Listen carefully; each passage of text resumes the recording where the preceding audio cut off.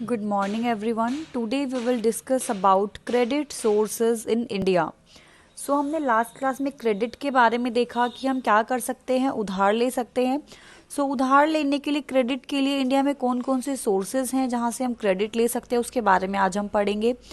The two categories of source of credit are formal sector credit और loan and informal sector credit और loan. तो हमारे यहाँ India में दो तरह की कैटेगरी है. First one is formal sector and second is informal sector. The formal sector comprises banks and cooperative societies. Formal sector में हम जिन्हें इंक्लूड कर रहे हैं it is bank and cooperative society. The informal sector में consist of money lender, friends, relative, trader, land owner, large farmers etcetera. अगर हम क्या कर रहे हैं, बैंक से, किसी सोसाइटी से, कोऑपरेटिव सोसाइटी से अगर हम लोन ले रहे हैं तो उसे हम इंस्टीट्यूशनल सोर्सेज या फॉर्मल सोर्सेज भी कह सकते हैं.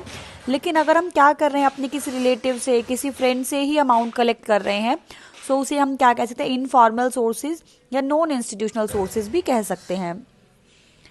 यहाँ पे हमारे पास एक डायग्राम गिवन है जिसमें हम देख रहे हैं कि कैसे इंडिया में लोग लोन ले रहे हैं, अपनी क्रेडिट नीड्स को पूरा कर रहे हैं.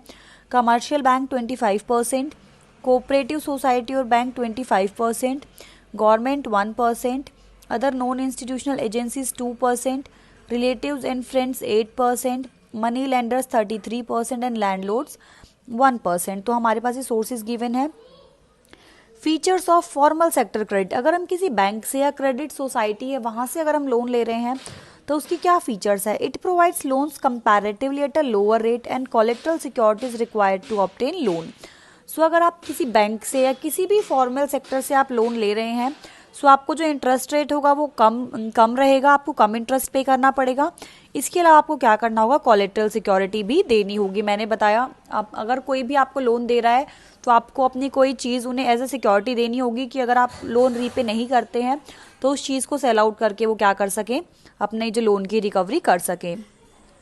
This sector is mainly supervised by the RBI. तो ये जो सेक्टर है, जो फॉर्मल सेक्टर, उसे कौन सुपरवाइज कर रहा है, Reserve Bank of India. It includes banks and cooperative. इसमें हम किसको इंक्लूड कर रहे हैं, bank and cooperative society. Role of RBI in formal sector. मैंने बताया जो फॉर्मल सेक्टर है उन्हें कौन सुपरवाइज कर रहा है, RBI सुपरवाइज कर रहा है. तो RBI के क्या रोल है वो हम पढ़ेंगे. RBI has major role in providing formal sector credit. Its role is stated in the following points. The RBI ensures that the banks given loans not just to profit making